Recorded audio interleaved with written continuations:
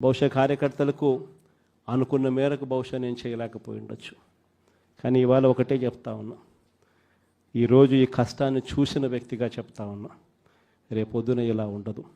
రేపొద్దున జరిగే ప్రతి విషయంలోనూ వైఎస్ఆర్సీపీకి కార్యకర్తే నెంబర్ 1గా ఉంటాడని మాత్రం ఖచ్చితంగా చెప్తా ఉన్నా. ప్రతి కార్యకర్తకు నేను ఒకటే చెప్తా ఉన్నా, ఎవడెవడైతే మీకు అన్యాయం చేశాడో పర్వాలా, అన్యాయం చేయండి, చేయించుకుంటాం, టైం మీది, కానియండి, కొట్టండి అని చెప్పండి. ఆడు ఎవడు ఏం చేస్తా ఉన్నాడో పేరు రాసుకోండి. రెడ్ బుక్ అని నేను చెప్పను, కానీ పేరైతే రాసుకోండి. మీరు ఏ బుక్లో రాసుకున్నా పర్వాలా, పేరైతే మీరు రాసుకోండి. దాని తర్వాత మాత్రం అన్యాయం చేసినోనికి సినిమా మాత్రం మనం చూపిస్తామని చెప్తాను. ఆ మనిషి రిటైర్డ్ అయి ఉన్నా కూడా లాక్కొని వస్తా, ఆ మనిషి దేశం విడిచిపెట్టిపోయినా లాక్కొని వస్తా. ఎవరిని వదిలిపెట్టేది ఉండదు. ఒక్కొక్కడికి మాత్రం సినిమా మాత్రం ఎలా చూపించానో అలా చూపిస్తామని మాత్రం చెప్తాను. ఖచ్చితంగా ఏదైతే నాటుతున్నారో, ఏదైతే ఇత్తుతున్నారో, ఇది రెండింతలు వీళ్ళకు పండే కార్యక్రమం కూడా జరుగుతుందని మాత్రం ప్రతి కార్యకర్తకు గట్టిగా చెప్పండి. ఎందుకనంటే ఈరోజు రాష్ట్ర వ్యాప్తంగా ఇదే జరుగుతూ ఉంది. ఒక్కొక్కని కథ వింటూ ఉంటే నిజంగా మనసుకు బాధ కలుగుతుంది. ఆ బాధ ఎలాంటి బాధ అంటే చెప్పలేం. అసలు మంగళగిరిలో ఒక పాపను, కృష్ణవేణి మంగళగిరి పాప, సోషల్ మీడియా పాప తీసుకొని పోయి, ఆడపాపను కూడా, ఆడకూతురని కూడా చూడుకోకుండా తీసుకొని పోయి హైదరాబాద్ నుంచి ఎత్తుకొని వచ్చి స్టేషన్లలో పెడతా ఉన్నారు.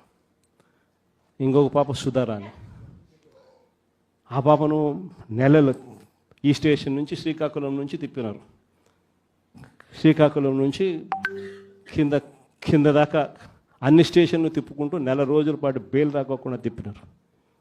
ఆడవాళ్ళను, ఆడకూతుర్లను కూడా చూడుకోకుండా కేవలం వీళ్ళకి వ్యతిరేకంగా పోస్ట్ పెట్టిందని ఇంత దౌర్జన్యంగా జరుగుతూ ఉన్నారు. వంశీ అని ఇప్పటికి నెలన్నర అయిపోయింది. ఒక కేసులో బెయిల్ వస్తుంది, బెయిల్ వచ్చిన వెంటనే ఇంకొక కేసు, మళ్ళీ ఆ కేసులో బెయిల్ వస్తుంది, బెయిల్ వచ్చిన వెంటనే మళ్ళీ ఇంకొక కేసు. ఇప్పటికి 11 కేసులు. ఒక కేసు అయిపోయినాక ఒక కేసు, ఒక కేసు అయిపోయినాక ఒక కేసు. 2 నెలలు దాదాపుగా వంశీ ఈరోజు జైల్లోనే కనపడతా ఉన్నాడు.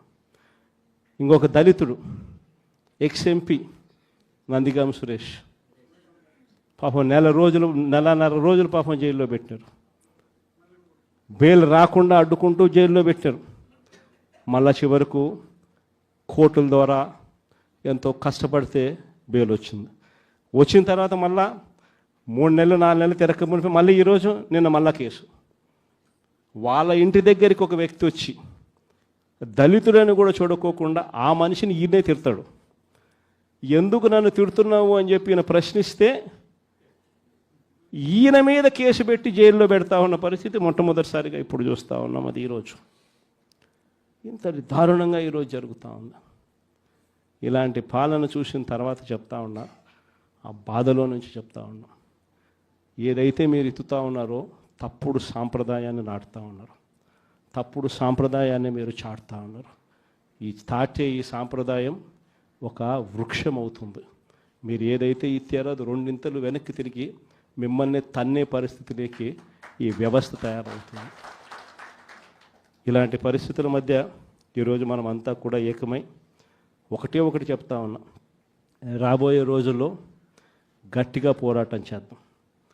సంవత్సరం అయిపోయింది కళ్ళు మూసుకొని కళ్ళు తెరిచేసరికి.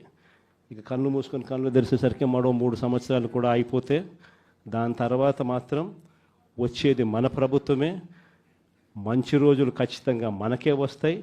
ఒక చీకటి అయిపోయిన తర్వాత ఒక పగలు రాక తప్పదు అన్నది ప్రతి ఒక్కరూ గుర్తుపెట్టుకోమని ఈ సందర్భంగా కోరుతాను.